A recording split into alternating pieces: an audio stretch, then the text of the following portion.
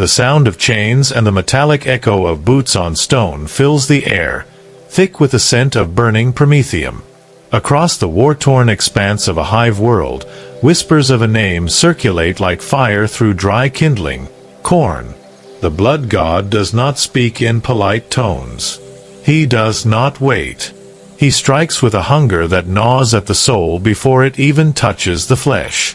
For those unfortunate enough to glimpse his influence, the line between duty and slaughter blurs, morality becomes a memory, and the weight of choice is crushed beneath the roar of rage.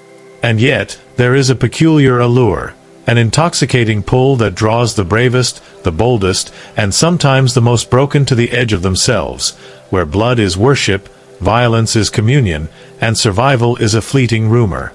The galaxy trembles, and in the shadows of the Imperium, where the Astra Militarum march and the Adeptus Astartes bleed for honor, a single spark can ignite a wildfire of carnage. What happens when a mortal, or even a warrior of legend, succumbs to that spark? When Khorne's corruption seeps into the marrow, into the mind, into the very essence of being. This is not a tale of abstract evil. This is a descent. A journey into the crimson heart of the galaxy's most ancient and relentless god of war. Even if the Emperor himself were to turn his gaze, the choices, the screams, the stain of blood would remain. The question is, can you survive what comes next? Before we plunge further into the inferno, consider standing with us as witnesses to this dark unfolding. Like, share, and subscribe to ensure you never miss the whispers in the void, the stories that emerge where light dares not linger. The world of Varkal Prime had always been a crucible of iron and ash. Its skies were stitched with smoke from endless manufactorums, and the horizon burned with the fires of ceaseless conflict. Soldiers of the Astra Militarum trudged through streets choked with soot, their flak armor scoured by acidic rain, while the distant clamor of artillery shook the ground beneath their boots. It was a place where survival was measured not in days, but in the breaths taken between explosions, where the weak were ground beneath the tread of unstoppable war machines, and where rumor carried weight heavier than iron. Amid this constant tumult, something new stirred, invisible but no less potent: the first stains of Khorne's influence. Corporal Yarrick Halvorsen felt it first as a whisper in his veins, an unshakable heat that tightened his grip on his lost gun, made his movements sharper, his aim deadlier. During the last engagement at the Perimeter Manufactorum, he had struck down no fewer than 3 raiders before the first shell even screamed overhead, his instincts unerringly precise. His squadmates had stared, unease flickering in their eyes, whispering under their respirators. "Where does he learn to fight like that?" someone muttered. The truth, unknown even to Yarrick, was that something ancient and terrible had touched him. The blood god's hunger was subtle at first, a touch, a spark, a taste of violence that left him both exhilarated and sickened. Even the officers noticed the shift, the way a single spark of rage could dominate Jarrek's behavior, how he no longer hesitated to lash out at the enemy, or the inconvenient subordinate. Captain Rethar, a man whose face had been carved from stone by decades of campaign, frowned at the dataslate reports. Casualty numbers were higher than expected. The surviving guardsmen murmured of seeing things in the smoke, shadows that moved unnaturally, figures that seemed to dance between the bursts of gunfire. Yet Rethar dismissed these as the fatigue and superstition common to frontline troops. Still, in quiet moments, when the Vox Grill fell silent, he could not shake the feeling that something primordial had awakened within his men, something that belonged neither to the Emperor nor to the world he had sworn to protect. By the 3rd day of the campaign, subtle signs of corruption became harder to ignore. Jarrek's fury was no longer a personal anomaly. It radiated outward, infecting those around him. Private Tolan, once cautious to the point of cowardice, found himself laughing as he cleaved an orc raider in two with his chainsword, a grin smeared with ichor and grime. The laughter was hollow, and yet it thrilled him. And behind the thrill was something darker, the unspoken hunger to see more blood, to prolong the fight not for strategy or duty, but for the sheer, unbridled ecstasy of violence. It was a sensation that could not be named in the codex, catalogued in no imperial manual. It was alive, and it was patient. Amidst the nightmarish clang of combat, even the landscape seemed to bend to the new reality. Promethium fires cast crimson shadows that twisted against the walls of the ruined manufactorums, shadows that stretched longer than physics allowed, almost as if the city itself bore witness. The smell of blood and burning flesh became almost sweet, carried on the wind across ruined streets, saturating the senses until one could barely distinguish one death from another. And as soldiers fell, screaming, clawing, and desperate, the pattern emerged with terrifying clarity. Where the corruption took root, there was no mercy. It was not enough to survive. There had to be killing. There had to be the offering of lives to something unseen, something that whispered not in words but in the pounding of the heart, the tightening of the hands, the surge of rage that demanded release. Yarrick did not understand it. No one could explain the visions he began to see. Flickers of armored figures, their faces hidden behind helmets carved with symbols of skulls and fire, moving through the fog of battle as though summoned by the violence itself. Sometimes they appeared above the horizon, silhouetted against the inferno of shellfire, staring down with hollow eyes that promised both revelation and damnation. And yet, in the very same breath, the soldiers swore they saw nothing at all, until their own weapons rose in perfect synchronized rhythm, their instincts guided by a force beyond thought. The line between what was real and what was conjured by the mind blurred, until every man wondered whether he fought his enemy or his own fate. When the first mutiny whispered through the ranks, it was subtle. An order ignored, a hesitating squad leader punished not by command but by spontaneous fury. Captain Rethar stood over the fallen, his flak dented, respirator smeared with ash and sweat. He had to wonder if the men he had trained, the men he had bled beside, were still human, or whether Khorne's spark had ignited a fire that would consume them whole. And yet, even in that dread, even in the quiet acknowledgement of loss and corruption, there was no reprieve. The war went on. The machines roared. The enemy pressed. Blood demanded to be spilled, and somewhere far beyond the manufactorum walls, a god's laughter, if it could be called that, rolled like thunder across the void. The first stain had taken root. It was small, almost imperceptible, and yet indelible. It did not ask permission. It did not negotiate. It only demanded obedience, and its price was already clear. The soul of any who lingered too long in the heat of battle, the life of any who hesitated, the madness of any who dreamed of mercy. Yarrick, Private Tolan, the scattered squads across Varkal Prime. They were the first witnesses, the first acolytes of a rage that knew no loyalty but to itself. And as the manufactorum walls groaned beneath the bombardment, and fire etched its scars upon the steel bones of the city, the subtle, horrifying truth whispered itself into every corner of the soldiers' minds. The blood god had come. The following dawn did not bring relief, only a deeper, more suffocating heat. Varkal Prime sky had turned the color of rusted iron. The sunlight filtered through smoke that smelled faintly of charred flesh and oil. Soldiers moved like ghosts among the ruined manufactorums, their boots crunching over shattered servitor components and scorched debris. Every clang of metal, every hiss of venting steam seemed to echo the rhythm of some unseen drum, a heartbeat not their own.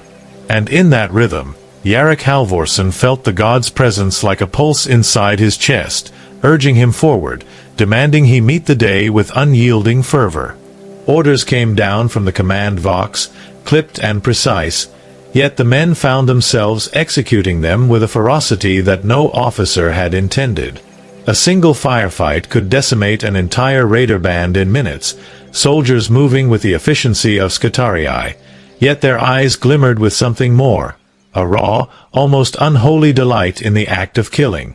Private Tolan had become the symbol of this change. He no longer flinched at screams or hesitation. Instead, he stalked the battlefield, a chain's word humming in his grip, seeking the flash of red amidst the smoke, as though each drop of blood fed a hunger beyond comprehension. And every time his weapon found flesh, a thrill ran through the line, unspoken but shared, the first faint murmurings of Khorne's will manifesting in mortal form. Captain Rethar watched with mounting unease, pacing atop a crumbling observation platform that overlooked the outer perimeter. The men were no longer the soldiers he had trained. They were predators in flak armor, their discipline intact yet warped by something deeper, darker. The manufactorum itself seemed complicit. Gears groaned, pipes hissed, and shadows pooled in corners where none should exist, as if the machinery and the structure were breathing alongside the men, aware of the violence that had begun to permeate every level of the compound. A servitor, its programming long corrupted by fire and neglect, twitched violently, knocking over a stack of promethium barrels with a clatter that sounded like bones.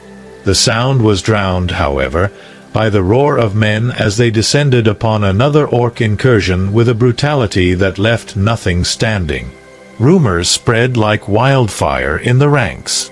Some claimed they had seen Yarrick move faster than any mortal man, impervious to bullets, striking with a precision that mocked skill. Others whispered of shadows in the corners of the manufactorum, figures that appeared only when the carnage was at its peak, their helmets etched with jagged runes that glowed faintly in the firelight. No one dared speak these observations aloud for fear of ridicule, or worse, but each soldier carried the seed of dread in his chest. Khorne did not merely inspire rage, he demanded it. And those who resisted, even in thought, found themselves trembling in ways that were not entirely their own. In the midst of this, Yarrick found himself dreaming in blood. In the quiet hours when the manufactorum slept, or pretended to, visions came. Endless battlefields bathed in crimson light, skulls piled higher than spires, rivers of molten iron that carried the dying in their currents. And always, always, the whispers, a promise and a threat entwined in a single pulse, a pull deeper than instinct, stronger than fear. He awoke with his palms streaked in ash and sweat, shaking, yet aware that some part of him had yearned for it. The line between nightmare and desire was gone. The first stain had claimed him entirely, though he did not yet understand the cost. The transformation was subtle but unrelenting. Squad members began to mirror the intensity of Yarrick and Tolan, their coordination uncanny, their aggression unquenchable. Even when ordered to hold positions or retreat, the instinct to strike first, to rend and destroy, overrode reason. Captain Rethar's attempts to maintain discipline grew futile. Reprimands were met with glazed stares or sudden, inexplicable violence. One corporal, a man of reputation and loyalty, turned on his superior in a flash of anger, striking down both officer and enemy in a single horrifying sweep. No one intervened. No one dared. The manufactorum had become an altar, the battlefield a cathedral, and blood was the only liturgy anyone could hear. By evening, the first report reached Rethar that made him pause, a single line etched in trembling script on the data slate. Men report hearing laughter above the flames. Unidentified. Unhuman. The observation was followed by silence. No one spoke further, but in that silence lay an understanding. Something had come to Varkal Prime that day, something that did not belong to the Emperor, nor to the imperatives of man. A god walked unseen among them, and they were already too far into its grasp to hope for reprieve. As night fell and the manufactorum smoldered, the first stain spread in ways that no officer could contain. Rage had become instinct, violence, ecstasy, and somewhere, far beyond the horizon, beyond the fires and smoke, a presence stirred, feeding, watching, laughing in echoes that only the most attuned could hear. The blood god had arrived. The night was thick with the scent of blood and oil, the air vibrating with distant artillery and the low groan of machinery still alive amidst the ruin. Shadows twisted unnaturally along the walls of the manufactorum, and soldiers moved with the jittering tension of predators alert to every motion. Even the Voxgrill fell silent as whispers of unease spread among the ranks. Jarek Halvorsson's pulse had become a drumbeat in itself, sinking to a rhythm that seemed older than the Imperium, as if the heartbeat of Khorne himself were coursing through his veins.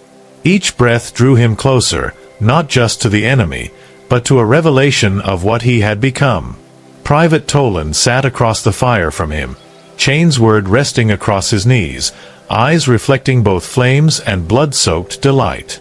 "Do you feel it too?" he asked, voice low, almost reverent, though none could say to whom or what. Jarek only nodded, his throat tight. Words had become useless. Thought itself was dangerous. The Manufactorum was no longer a place of orders or strategy. It was a crucible, and in that crucible they were being remade. Rage had become both weapon and fuel, the very marrow of existence. Captain Rethar, pacing atop a damaged observation deck, understood in his gut the unthinkable truth. The men were slipping from his command, from reason, from loyalty. Reports from the outer perimeter were worse than anything he could have imagined. Entire squads had charged into fire unbidden, leaving the enemy slaughtered, bodies left in grotesque patterns that seemed to mock both tactics and piety. Those who survived spoke only in fragmented whispers, shadows that moved of their own accord, laughter carried on the wind that no one dared locate, glimpses of figures who were neither human nor wholly demon. The Manufactorum had become a stage, and every man a performer in a play written by a god whose script was carved in blood. Jarek wandered through the charred corridors, the echoes of his boots swallowed by the moans of dying servitors and the hiss of venting steam. Every corner seemed to watch him, every shadow a presence. He saw flashes of skulls where no skulls could exist, felt fingers brush his arm though none were there. Each time he struck down an enemy, a strange satisfaction resonated through him, visceral and undeniable. And yet, a flicker of fear remained, a whisper that this path might end not in glory, but in the erasure of everything that had once been human. But the fear was fleeting, drowned in the surge of power that now defined him. By the third watch, the Manufactorum itself seemed alive. Fires etched red veins into steel beams. Machinery groaned as if protesting the presence of the unholy force within its walls. Soldiers who had once walked in formation now moved with feral precision, eyes alight with fervor, weapons singing as they cut through waves of Xeno's attackers. No command could temper their fury. Each strike, each kill, was a litany in an unspoken ritual, a hymn to a god whose gaze could not be fully seen, yet whose will was unmistakable. The first mutiny had blossomed into a quiet frenzy. Corporals turned on their squads, squads against squads, but never mindless chaos. The violence was purposeful, choreographed in a way that suggested instinct guided by something more than mortal understanding. Captain Rethar, weary and haunted, could only watch as the foundation of his command crumbled. His orders meaningless against a force that demanded nothing but the offering of blood. Even the data slates, designed to record and relay fact, seemed almost hesitant, as if the Manufactorum itself resisted documenting the truth. Jarek finally stopped at the edge of a collapsed wall, staring at the horizon ablaze with the fires of combat. He saw the bodies strewn across the ruins, the broken forms of men and orcs alike, and felt no remorse. Only a strange sense of purpose, a connection to something immense and terrifying. Somewhere in the depths of that sensation, he thought he heard laughter, a low, rumbling echo that carried both promise and threat. He did not flinch. He could not. The first stain had claimed him fully. And as the Manufactorum smoldered, the fires casting long, jagged shadows across the ruined streets, the subtle truth settled into the minds of every soldier who survived that night. The blood god was here. Not as rumor, not as legend, but as a force that would not leave until it had demanded its due, until the hearts and minds of men were spent, until the world itself became an altar for the fury that now roared unseen through every corner of Varkal Prime. The first stain was no longer a whisper. It had become a drumbeat, a summons, a beginning. The dawn that would come was not one of hope. It was one of reckoning. The world beyond Varkal Prime's manufactorum walls was no sanctuary. Dust choked the air, and the horizon bled red under a sun muted by smoke and ash. Entire regiments of Astra Militarum had been drawn into the inferno, their disciplined formations splintering under the intoxicating pull of Khorne's influence. Soldiers who once followed orders now acted with a terrifying autonomy, their strikes deliberate yet driven by something ancient and feral. Even the Scutarii, the cybernetic legions bred for unwavering precision, seemed to falter, their mechanical reflexes unable to anticipate the human, or perhaps subhuman, ferocity that spread like wildfire among the troops. Corporal Jarek Halvorsen had become an axis around which this new reality turned. His movements were fluid, instinctive, a lethal dance that seemed guided by some unseen hand. Each step he took left scorched earth beneath his boots, each swing of his lasgun or chainsword an act of both survival and worship. Men followed him not out of loyalty, but because the pattern of violence had begun to command them, pulling their instincts into alignment with a rhythm older than the Imperium itself. Private Tolan, ever at his side, mirrored every motion, his laughter cutting through the chaos like the cry of a predator. To the uninitiated, it appeared madness. To those caught in the current, it was inevitability. The first true engagement beyond the manufactorum came at a choke point known as the Scarlet Pass. Here, an orc horde had gathered, its crude war machines and green-skinned brutes pressing forward with feral enthusiasm. The Imperium's defense, already thinned and battered, braced for a slaughter. Yet when the fight erupted, the expected terror did not materialize. Instead, a terrifying spectacle unfolded. Soldiers moved with uncanny precision, cutting through the enemy with surgical efficiency, yet every kill carried a thrill that bordered on ecstasy. Screams filled the air, not just from the dying orcs, but from human throats raised in a delirious chorus of fury. Blood sprayed and glimmered in the dying sunlight, painting the world in hues that only Khorne could deem beautiful. Captain Rethar watched from a vantage point atop a shattered Prometheum tower, his armor scorched, respirator tight against the choking smoke. Reports from the field came in fragmented bursts, each one more harrowing than the last. Squads once loyal to the Codex now executed maneuvers that were tactically brilliant yet morally incomprehensible. One company had circled a small orc encampment, slaughtering every living creature within moments, yet leaving their positions meticulously intact, almost as if to honor the ritual of death itself. The whispers reached him even through the Vox. Soldiers claimed they had seen figures moving above the battlefield, hulking silhouettes armored in black and bronze, with eyes that glowed red, observing the carnage without moving. No one could say whether these were visions, projections of fear, or something far worse. Rumors spread like wildfire among the surviving troops. They spoke of a presence in the horizon, a shadow that guided the fury, a voice that whispered promises of power to those willing to embrace it fully. Some claimed it was Khorne himself, walking unseen among the fires and corpses. Others said it was only instinct, the natural escalation of war amplified beyond reason. Yet none could deny the pattern. Where rage spread, survival was almost guaranteed, but morality had no place. Those who hesitated fell first, their bodies feeding the unstoppable current of violence. Jarek felt the gods pull stronger with every passing hour. In the heat of battle, he no longer saw the enemy as Xenos or human. They were simply obstacles, vessels for the ritual that had taken root within him. Each kill, each precise strike, carried a clarity, a focus, a joy that frightened him even as he embraced it. Private Tolan mirrored his state, each movement and laugh reinforcing the collective frenzy. Soldiers around them, even those untouched by the initial corruption, felt the tug.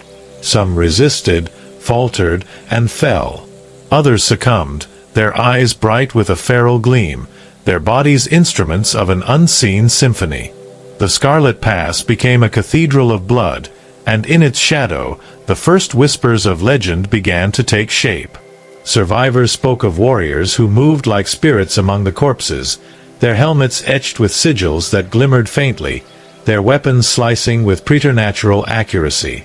Some claimed they heard chanting carried on the wind, words in a language long forgotten, calling them to heights of fury they had never known. And still, the fighting did not cease. Each strike drew more blood, each fallen foe deepened the ritual, and each soldier, willingly or not, became a participant in a drama that transcended mere survival. Captain Rethar could no longer maintain the illusion of command. The patterns of obedience he once enforced had dissolved, replaced by something far older and more dangerous. Orders were irrelevant. Morality was irrelevant. Even strategy could no longer dictate outcomes. The soldiers were alive in a way that defied reason, guided by instinct, rage, and something beyond comprehension. And far above them, beyond the red horizon, the presence of Khorne, or the echo of his will, waited, patient and insatiable, for the next act in a theater of blood that spanned the world. The fighting at Scarlet Pass left the air thick with acrid smoke, the tang of blood and ozone clinging to every surface. Varkelprime's landscape was unrecognizable. Twisted metal, shattered promethium tanks, and the bodies of Xenos and humans alike strewn across the scorched earth. And yet, amidst the ruin, a strange order had emerged. Soldiers moved with a lethal rhythm that defied command structures, their aggression no longer guided by tactics or discipline but by something far older, something almost instinctual. Each man, each woman, was both predator and prey, feeding the frenzy that had begun to consume them. Corporal Jarek Halvorsen walked among the chaos, chains word in one hand, lost gun in the other, feeling the subtle tug of something within him that demanded more than victory. The battlefield was a mirror to his soul, violent, relentless, and impossibly alive. Private Tolan followed, a grin smeared with gore, the ecstasy of slaughter written across his features. They moved as one, a duet of death, and those around them either fell in line or were left behind, their hesitation punished in an instant. The contagion of rage spread swiftly, sparking manic zeal in squads that had yet to taste the full weight of the god's influence. Captain Rethar watched from a vantage point atop a ruined comms tower, his mind a battlefield of its own. He had fought on dozens of worlds, survived sieges that would have broken lesser men, yet what unfolded before him was unlike anything in Imperial records. The soldiers' discipline was intact, but it had mutated into something terrifyingly autonomous. Orders were now suggestions at best. At worst, they were ignored entirely, replaced by the violent choreography dictated by rage. Reports came of units encircling enemy formations with surgical precision, slaughtering all in their path while leaving strategic assets untouched, as if the ritual of death itself required ceremony. And then there were the figures. Whispers had already begun. Stories passed from soldier to soldier of hulking, shadowed shapes moving above the battlefield. Some claimed these beings were clad in armor etched with unfamiliar runes, their eyes glowing red through the smoke. No one could agree on whether they were visions, demonic specters, or merely projections of fear. Yet the effect on morale was undeniable. Men fought harder, faster, and with a strange zeal, as though spurred on by unseen approval. The very air seemed charged with anticipation, electric and heavy, carrying the promise of both glory and damnation. Jarek's own visions had intensified. Amid the smoke and fire, he glimpsed figures in black and bronze, their helmets adorned with jagged sigils, moving with fluidity that mocked mortal limitations. He heard whispers, not in words, but in rhythm, in the cadence of battle, in the very vibrations of the ground. Every strike, every kill, answered the call. Every fallen enemy fed the rising tide within him. Fear no longer had purchase. Doubt was an impossibility. He existed solely in the moment, Yet that moment stretched endlessly, infinite, echoing across time and space in a pattern he could neither name nor resist. Even the Skitarii legions, usually impervious to mortal frailties, began to falter. Their mechanisms could execute orders with perfect precision, yet they could not predict the unpredictable, the wild, the god-driven fervor of the soldiers. A handful of guardsmen who had resisted the pull of the blood god were now slaughtered, not for their incompetence, but for their hesitation. Survival itself had become a reward for embracing the fury, and those who could not succumb were swept aside, their corpses feeding the chorus of screams that rolled across the battlefield like thunder. As the sun dipped toward the red horizon, the true scale of Khorne's influence became terrifyingly clear. Entire regiments had been drawn into a state of frenzied perfection, their attacks brutal yet precise, their movements choreographed by something that existed beyond mortal understanding. Captain Rethar, still alive but trembling, realized the enormity of the situation. This was not merely a battlefield. It was an altar, a crucible, and the soldiers themselves were offerings in a ritual they did not yet fully comprehend. Every action, every kill, every heartbeat contributed to the god's unseen design. Yarrick paused atop a shattered Prometheum tank, looking across the expanse of crimson-streaked earth. His armor was spattered, his gloves slick with gore, yet he felt no shame, no fear, only a clarity that bordered on ecstasy. He raised his chainsword in salute to the horizon, and in that instant, the wind seemed to carry the faint echo of laughter, a resonance that promised both power and annihilation. He did not question it. He could not. The tide of blood had claimed him, as it had claimed so many, and the red horizon stretched endlessly before him, a vast ocean of opportunity and dread. Night fell over the Scarlet Pass, yet it brought no rest. The air was a molten mixture of ash, blood, and ozone, thick enough to taste with every breath.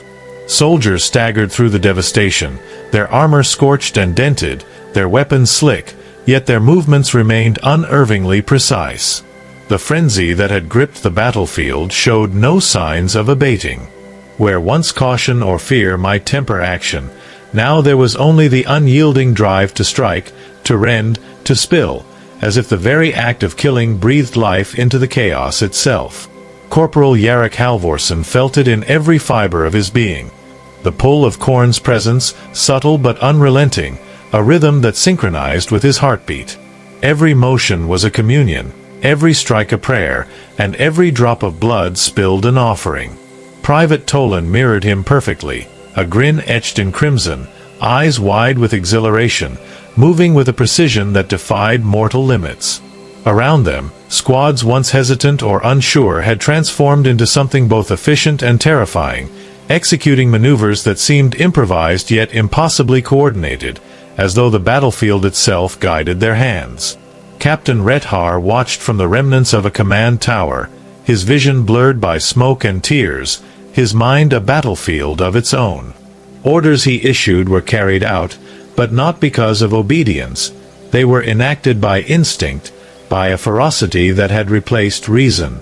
He saw squads encircle surviving orc mobs, slaughter them to the last, and yet leave the twisted war machines intact, their destruction delayed, almost ritualistic, as if to honor the process rather than the outcome.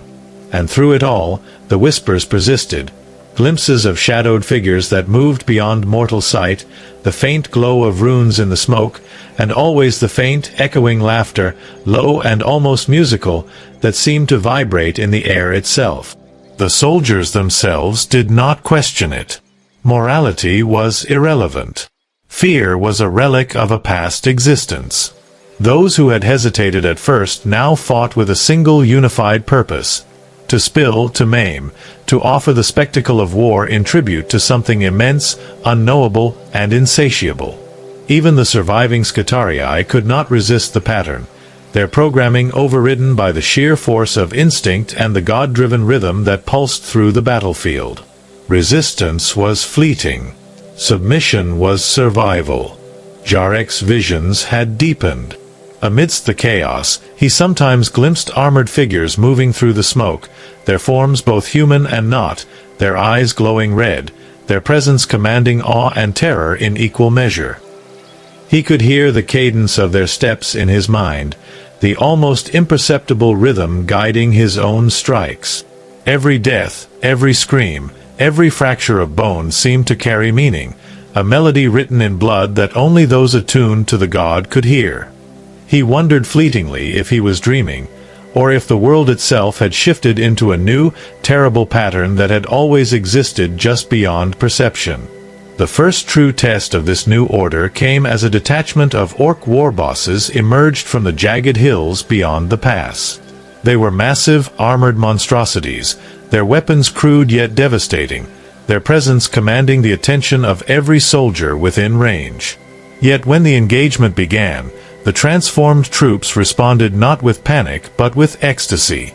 They moved as one, a lethal organism guided by a hunger older than history, cutting through the enemy in waves of crimson precision. Even the war bosses, seasoned in a lifetime of violence, fell to the relentless onslaught, their deaths both brutal and ceremonious, feeding the insatiable rhythm that now held the battlefield. By the time dawn broke, the Scarlet Pass was no longer a battlefield. It was a monument to the first full bloom of Khorne's influence on Varkal Prime. Survivors looked upon the devastation with wide eyes, their hearts pounding, their souls shaken, yet even they could feel the intoxicating pull. The horizon burned red, not just with fire and blood, but with the promise of more conflict, more ecstasy, more unholy communion. Captain Rethar, battered and hollowed, understood the immutable truth. The world had changed, and those who had succumbed were no longer soldiers in the service of the Emperor. They were apostles of fury, harbingers of a red tide that would not be contained. And somewhere, beyond the red horizon, where smoke curled into the heavens like incense to an unseen deity, the laughter echoed again. Not cruel, not mocking, but patient, deliberate, a call to the next act of violence, to the next offering. The blood god had grown stronger with each heartbeat, each death, each frenzied motion. The scale of corruption had expanded beyond a single manufactorum, beyond squads, beyond regiments. The red horizon was no longer a place. It was a reality, a state of being, a landscape painted in the eternal colors of war and blood. Varkal Prime trembled under the weight of it, and the survivors knew, whether they feared it or embraced it, that nothing would ever be the same again. The world of Varkal Prime had become unrecognizable. Fires from the Scarlet Pass now spread unchecked across the plains, and the acrid smoke mingled with the metallic scent of blood, creating an atmosphere thick enough to choke the lungs. Soldiers who had survived the initial onslaught moved through the devastation like specters, their weapons dripping, their eyes alight with a fervor that no imperial doctrine could temper. Corporal Yarrick Halvorsen felt the pull of Khorne stronger than ever. It was no longer a whisper, no longer a subtle spark. It was a current that surged through his veins, commanding, intoxicating, unavoidable. Every heartbeat became a drum in the symphony of slaughter, every breath a prayer written in blood. Private Tolan walked beside him, chains word humming, a grin smeared across his bloodied face. He was no longer the man who had stumbled into the manufactorum with fear in his eyes. He was something more, something terrible. Soldiers around them followed suit, their discipline warped into a form of perfection that was both terrifying and mesmerizing. Even those who had initially resisted now found themselves drawn into the tide, their hesitation punished by instinct or circumstance, their survival dependent upon submission to the frenzy. Captain Rethar, surveying the chaos from a vantage point, understood with cold clarity that the Imperium's hold had slipped, that law and order had been replaced by something far older, far more ancient, and far more insatiable. The battlefield had transformed into a cathedral of violence. Corpses, both Xenos and human, were piled high, their arrangement almost ritualistic, as if every death were a stanza in an unspoken hymn. Sparks from shattered promethium tanks ignited the air, sending flames leaping high into the night, illuminating the grim artistry of destruction. Soldiers moved through the chaos with predatory grace, their motions fluid and precise, guided by a force that no training could replicate. Here, every slash of a chain's word, every discharge of a lost gun, was a verse in a liturgy to a God unseen yet undeniably present. The world itself seemed to pulse with anticipation, bending to the will of a deity who demanded nothing less than total devotion, and whose rewards were measured in the clarity and ecstasy of violence. Rumors began to solidify into legend. Among the survivors, stories circulated of armored figures that moved between the columns of fighting, neither human nor fully demon, their eyes glowing with a light that burned through the haze. Some claimed these were champions of Khorne, sent to guide the faithful and punish the hesitant. Others said they were illusions, hallucinations born of fear and overexertion, yet their impact was undeniable. Witnesses spoke of synchronized movements among soldiers that defied logic, their strikes coordinated with near-prescient precision, as if an unseen conductor orchestrated the carnage. And always, above the din of battle, there was the faint echo of laughter.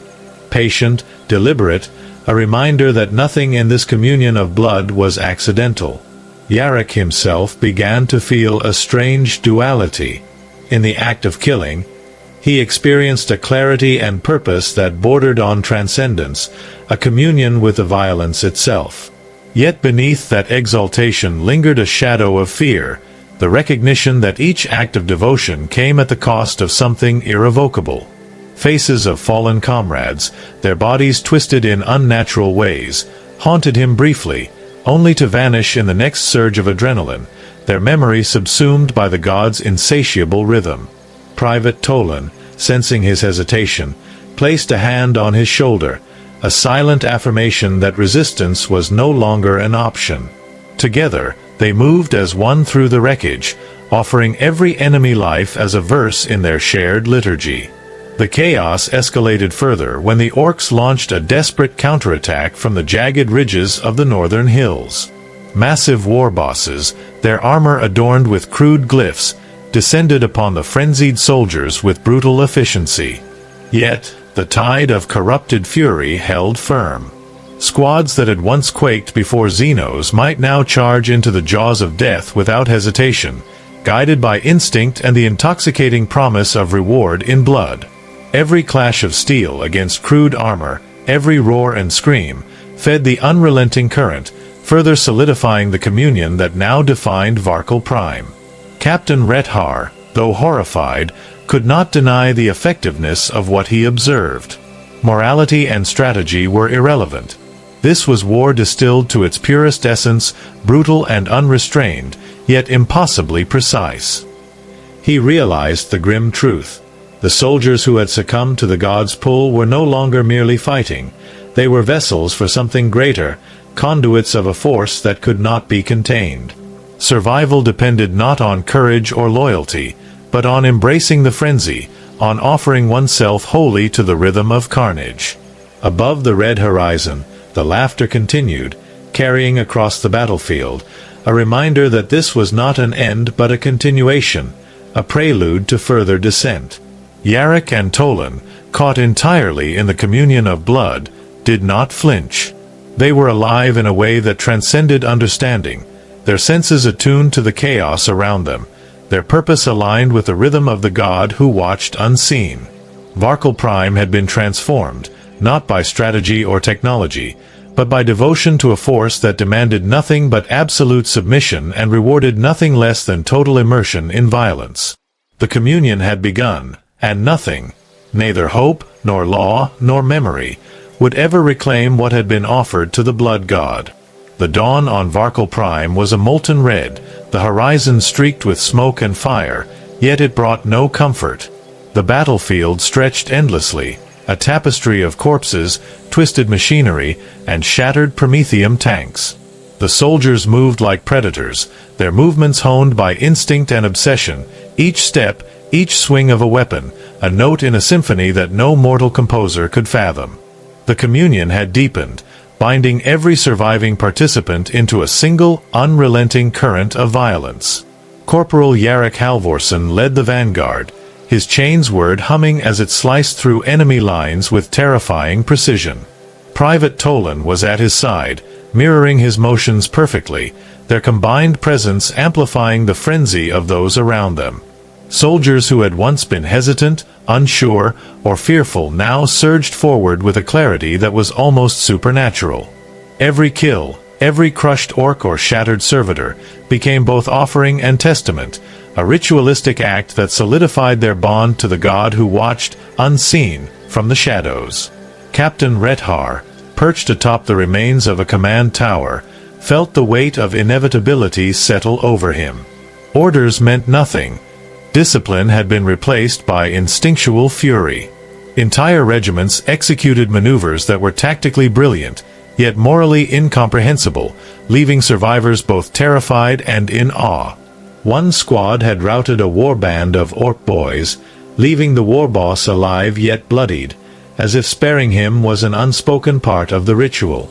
Every action seemed guided by some unseen hand, a choreography of death that extended beyond mortal comprehension.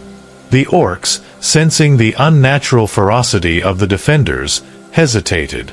Their crude tactics faltered in the face of soldiers who no longer fought for orders, strategy, or survival alone, but for the violent communion that had claimed them. Screams, the clash of chains words, the explosive roar of lost guns, and the shouts of the frenzied troops blended into a terrifying harmony. The battlefield had become both altar and offering, a place where only those willing to embrace totality could endure. Jarek felt the god's presence more keenly than ever. It was not a whisper now, but a pulse, a drumbeat in his chest that demanded devotion. Each kill brought euphoria. Each strike reinforced the rhythm that bound the soldiers together. Yet beneath the ecstasy lurked a shadow, a fleeting thought that perhaps what they had become was no longer human, that each act of devotion carried a cost deeper than flesh. He glimpsed the faces of fallen comrades in the smoke, their eyes accusing, their mouths open in silent screams, but the rhythm of blood and rage drowned out every other sound. Private Tolan, sensing his hesitation, placed a bloodied hand on Jarek's shoulder, a reminder that submission was survival. Together, they surged forward, cutting a path through the enemy. The soldiers around them followed without question, their instincts perfectly aligned, a deadly organism of flesh and fury. Even the Skitarii, whose mechanical minds were designed for precision, could not resist the current, their programming overridden by the force that pulsed through the battlefield. Resistance was fleeting. Submission was mandatory. Amidst the chaos, Captain Rethar observed a pattern forming that chilled him to the bone. Soldiers were no longer acting as individuals. They had become extensions of something far greater, instruments in a liturgy of violence that spread across the scarred plains. The battlefield itself seemed to respond, fires flaring with each strike, smoke curling into shapes almost human, almost divine. And above it all, beyond the veil of destruction, the faint echo of laughter persisted, patient and deliberate, promising that this was only the beginning. The communion had begun in earnest. Every corpse, every shattered machine, every scream, was a note in a crescendo that could not be silenced.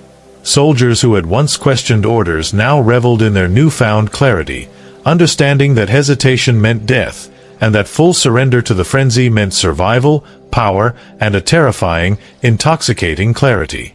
Jarek and Tolan moved as the eye of this storm, their senses heightened, their movements fluid, their purpose absolute. As the sun reached its zenith, casting a red glow over the battlefield, the survivors recognized a grim truth. Varkal Prime had been transformed. No longer merely a world at war, it had become an altar to a force older than memory, a crucible where only those willing to embrace totality could endure. The communion in blood had begun, and nothing, neither mercy nor order nor hope, would reclaim what had been offered. The battlefield of Varkal Prime burned like a living entity, each fire a pulse in the rhythm of the god who had claimed it. Soldiers moved with a fluidity that defied comprehension, each motion precise, lethal, and yet frenzied beyond mortal measure. Corporal Yarrick Halvorsen strode through the devastation, chainsword in hand, the metallic taste of blood thick on his tongue. Around him, Private Tolan mirrored his every movement, their combined presence amplifying the frenzy, guiding the others like twin beacons of violent purpose. Every kill, every scream, every fallen orc or human became a stanza in the hymn of slaughter that now dominated the world. Captain Rethar, perched on a shattered Prometheum tower, could barely recognize the men he once commanded. They were no longer soldiers in the service of the Emperor. They were instruments of rage, conduits for a power that could not be contained. Orders had become meaningless, strategy irrelevant. The communion had spread too far, burrowed too deep. Even the Scutarii, engineered for discipline and precision, seemed momentarily lost, their mechanical logic unable to fully comprehend the chaos around them. In this new reality, instinct and devotion to the blood god had replaced command codes and protocols. Yarrick paused amidst the carnage, scanning the horizon. Fires stretched endlessly, painting the sky in shades of molten red, smoke curling upward like incense to an unseen deity.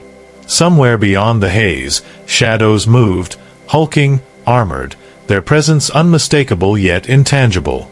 Soldiers whispered of figures that watched without moving, of eyes that glowed red in the smoke, and of laughter that echoed across the plains, patient and eternal. Some claimed these were champions of Khorne. Others suggested illusions born of fear. Yarrick knew that speculation was irrelevant. The pull of the god was undeniable, a current too strong to resist. The frenzy reached its apex when a contingent of orc war bosses emerged from the northern ridges, massive and armored, their crude weapons slicing through the air with lethal intent. Yet, even they could not break the tide. Yarrick and Tolan moved as a single entity, their motions instinctive and terrifyingly precise, cutting a swath through the enemy lines. Squads around them followed in perfect synchrony, their actions choreographed by instinct and the intoxicating rhythm of violence that pulsed through every living combatant. Every death, every fracture, every scream was amplified, feeding the communion that now held the world in thrall. Captain Rethar could only watch, hollowed and trembling, as the world he knew crumbled into a new order of existence. It was no longer about victory, strategy, or survival in the conventional sense. Survival now meant embracing the god's will entirely, surrendering to the cadence of slaughter, the intoxicating clarity found only in absolute devotion. Those who resisted fell first, their hesitation punished by the inevitability of blood and fury. Those who succumbed became more than human. They became vessels, apostles of a presence that had no need of worship, only obedience in its purest, most violent form. Yarrick felt it most keenly. The communion was no longer metaphorical. It coursed through him, a tangible rhythm that aligned every nerve, every muscle, every thought with the endless song of slaughter. Private Tolan laughed, a sound mingling delight and exultation, and in that echo, Yarrick sensed the totality of what they had become. They were no longer mere soldiers. They were instruments, carriers of a force that transcended morality, reason, and the fragile boundaries of humanity. The battlefield was no longer a place. It was an extension of the god's will, and every heartbeat, every drop of blood, every motion was a note in a symphony that would never end. As the fires burned long into the night, the red horizon stretched endlessly before them, infinite and unyielding. The communion in blood had transformed Varkal Prime utterly. Those who survived the carnage would carry the mark forever. The clarity, the ecstasy, and the unrelenting hunger of a god who demanded devotion beyond all comprehension. Captain Rethar, seeing the impossibility of reversal, understood the immutable truth. The Imperium had lost this world, not to strategy or technology, but to something older, something eternal, and something terrifyingly alive. The laughter rose again, carried on the wind, echoing across the blood-soaked plains, neither cruel nor mocking, but deliberate and patient. It was a call, a summons, a confirmation that the communion had begun in full, and that nothing, neither hope, nor mercy, nor the Emperor's will, would ever reclaim what had been offered. Corporal Yarrick Halvorsen raised his chain's word high, a silent tribute to the god whose presence had reshaped the world.